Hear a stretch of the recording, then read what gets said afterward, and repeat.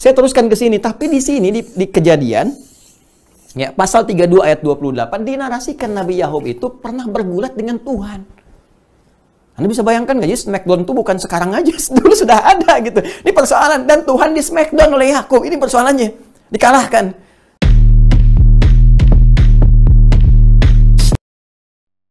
Shalom saudaraku, salam damai sejahtera dalam kasih Kristus. Berjumpa lagi dengan saya, Dili. Kita akan belajar berapologetika bersama-sama di channel ini. Ada dua orang ustadz yang sedang ngerumpi, tapi dalam mengerumpinya itu mereka sedang menertawakan keyakinan orang lain, menertawakan kitab suci orang lain. Saya pikir ini bukan tindakan yang pantas untuk dilakukan oleh seorang ustadz yang memiliki nama besar di Indonesia ini ya.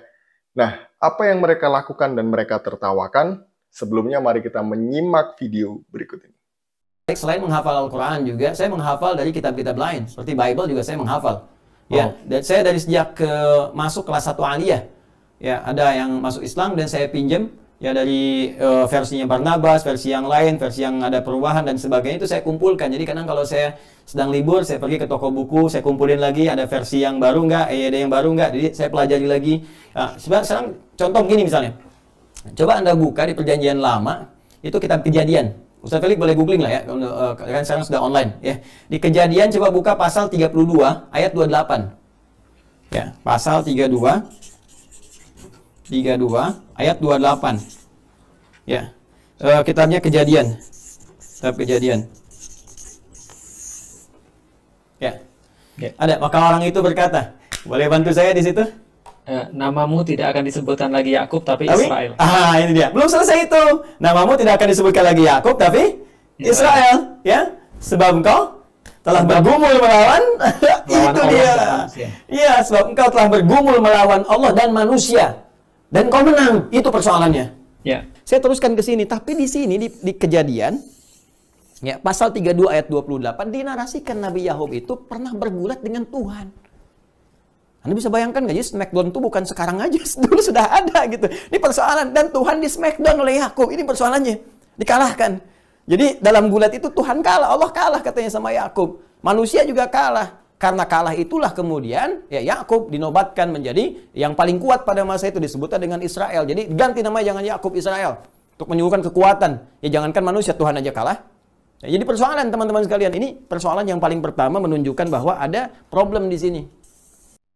Kalau saya melihat dua orang ini sedang mentertawakan dirinya sendiri ya, karena mereka sebenarnya menertawakan kitab suci orang lain yang mereka sendiri saja tidak paham, tidak mengerti artinya, tidak mengerti konteks ayat ini. Nah, sebenarnya kalau kita berbicara atau membahas mengenai Yakub, ini menarik ya. Yakub dalam bahasa Ibraninya itu Yaakov, yang artinya penipu. Jadi arti nama Yakub itu tidak baik karena artinya dalam bahasa Ibrani itu adalah penipu. Jadi karena nama Yakub itu penipu, maka dia hidup sebagai mana nama yang diberikan oleh kedua orang tuanya kepadanya. Jadi Yakub hidup sebagai seorang penipu. Siapa yang ditipu oleh Yakub? Yang pertama yang ditipu adalah orang tuanya, kedua kakaknya, ketiga adalah mertuanya, yaitu Laban. Jadi Yakub menipu dengan cara memasang kulit binatang supaya dia dikira Esau oleh bapaknya sehingga dia mendapat berkat kesulungan. Kemudian Yakub menipu kakaknya dengan mencuri hak kesulungan dengan diganti dengan sup atau semangkok sup kacang merah. Kemudian yang ketiga, dia menipu mertuanya dengan cara mengambil ternaknya. Jadi dia mengakali supaya ternak itu ada yang polos, ada yang berbintik-bintik gitu. Dan Yakub punya cara supaya itu terjadi. Nah, jadi karena apa yang dia lakukan ini, akhirnya Yakub mempunyai masalah yang besar dalam hidupnya. Terutama masalah dengan kakaknya si Esau ini. Nah, kalau kita melihat di dalam Kejadian pasal 32 ayat yang pertama, di situ dikatakan bahwa Yakub sedang menuju perjalanan kepada kakaknya. Jadi Yakub ini sedang ketakutan di dalam ayat ini. Takut kenapa? Takut dibunuh oleh kakaknya si Esau ini. Karena dia sadar bahwa dia pernah menipu kakaknya. Dan hal itu seharusnya tidak dilakukan oleh Yakub. Nah, dalam pergumulan yang berat itu di ayat selanjutnya, ayat 22 sampai ayat 32, itu dijelaskan, diceritakan seolah-olah pergumulan yang berat yang dialami oleh Yakub ini terjadi seperti kisah nyata. Nah, ini menariknya ya. Gaya penulisan orang Ibrani, orang Israel itu adalah menuliskan sesuatu, bisa jadi pergumulan orang, itu seolah-olah bahwa pergumulan ini adalah kisah nyata. Jadi Musa menuliskan apa yang dialami oleh Yakub di pinggir sungai Yabok itu, seolah-olah ini adalah kisah nyata di mana Yakub benar-benar bergulat dengan Tuhan. Nah, kalau kita melihat masalah yang pelik yang dialami oleh si Yakub ini dan ketakutan, dia pengecut, tidak berani bertemu dengan kakaknya, gitu ya, dia penipu. Jadi ini bukan masalah yang sepele, ini masalah yang besar yang dialami oleh Yakub. Sehingga di pinggir sungai Yabok itu, dia sedang bergumul berat tentang dirinya, tentang hidupnya, tentang masalahnya. Dan itu dibawanya kepada Tuhan, supaya Yakub itu diberi jawaban, supaya Yakub itu dibebaskan dari masalah yang sedang dia hadapi. Dari siapa? Dari kakaknya si Esau. Oke, kita kembali ke konteks di sini ya. Saya akan membaca mulai ayat 22. Pada malam itu Yakub bangun dan ia membawa kedua istrinya, kedua budaknya, perempuan dan ke-11 anaknya, dan menyeberang di tempat penyeberangan sungai Yabok. Sesudah ia menyeberangkan mereka, ia menyeberangkan juga segala miliknya. Lalu tinggallah Yakub seorang diri. Ingat ya, Yakub tinggal seorang diri, semuanya ya. Istrinya, anaknya, budaknya, semua ternaknya, itu sudah diseberangkan dari sungai Yabok. Tinggal Yakub seorang diri. Kemudian narasinya berubah dan seorang laki-laki bergulat dengan dia sampai fajar menyingsing. Ketika orang itu melihat bahwa ia tidak dapat mengalahkannya, ia memukul sendi pangkal paha Yakub sehingga sendi pangkal paha itu terpelecok ketika ia bergulat dengan orang itu. Lalu kata orang itu, "Biarkanlah aku pergi karena fajar telah menyingsing," sahut Yakub, "aku tidak akan membiarkan engkau pergi jika engkau tidak memberkati aku." Bertanyalah orang itu kepada Yakub, "Siapakah namamu?" Sahutnya, "Yakub."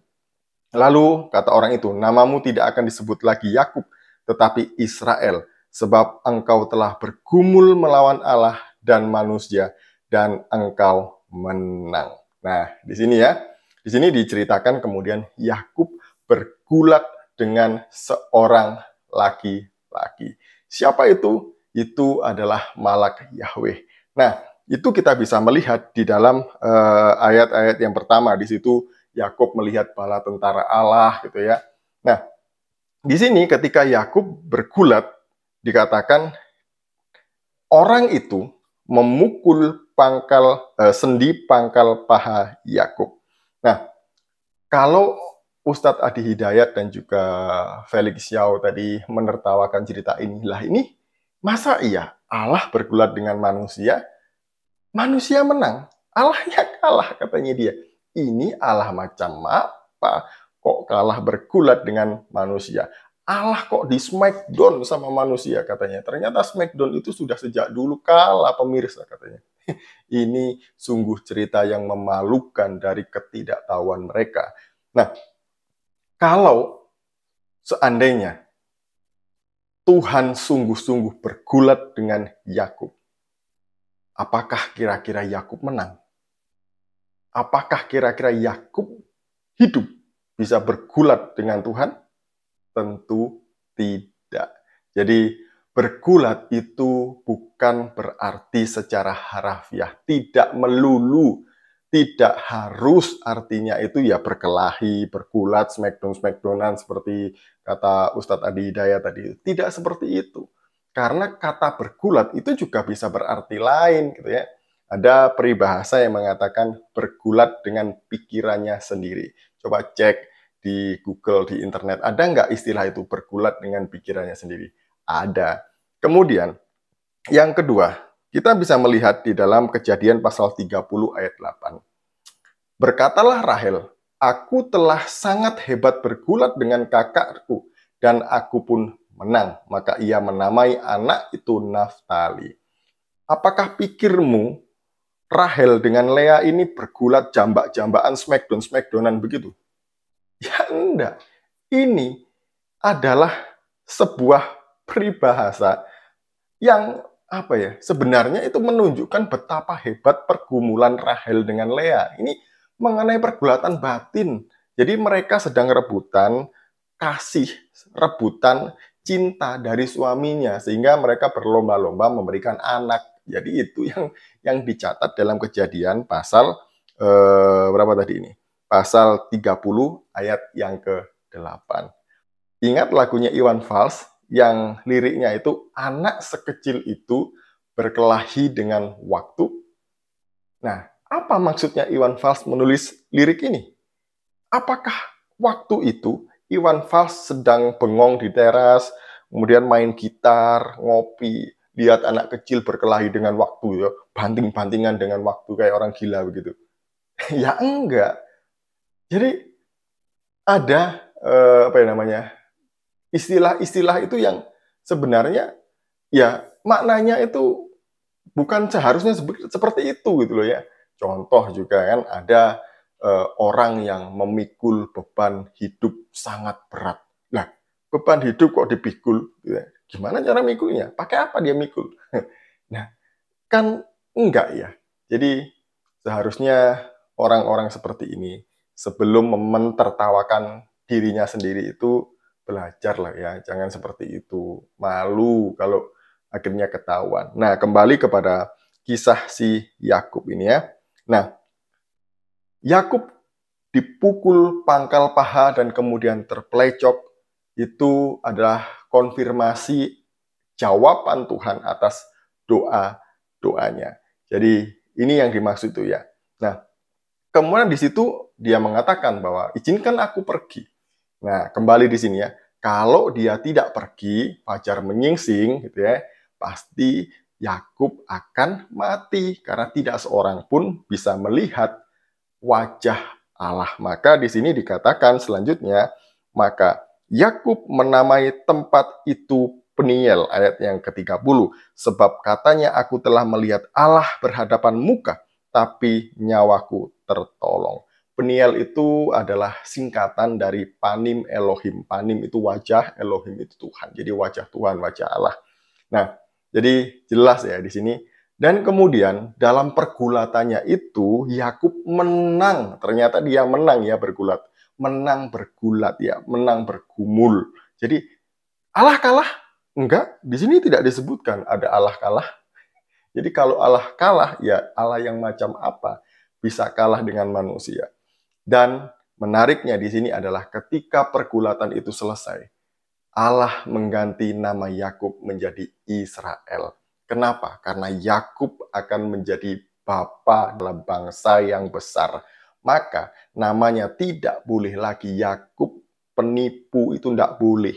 Nah, di sini ya Bapak Ibu, ketika seseorang mengalami pergumulan berat, dibawa pergumulan itu kepada Tuhan, dia bergulat semalam-malaman dengan dirinya sendiri, masalahnya, dengan bebannya itu ya. Jadi ketika dibawa Tuhan, kepada Tuhan dan dia menang, inilah yang terjadi. Apa? Perubahan hidup yang sangat radikal.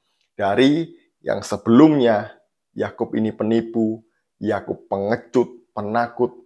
Kemudian kalau kita melihat pasal 33 di situ, Yakub dengan semangat percaya diri, tidak ada ketakutan sedikit pun bertemu dengan kakaknya. Dan apa yang terjadi? Hubungan mereka dipulihkan. Jadi ya, akibat dari bergumul dengan Tuhan, hubungan yang rusak itu juga dipulihkan. dipulihkan. Sekian dari saya.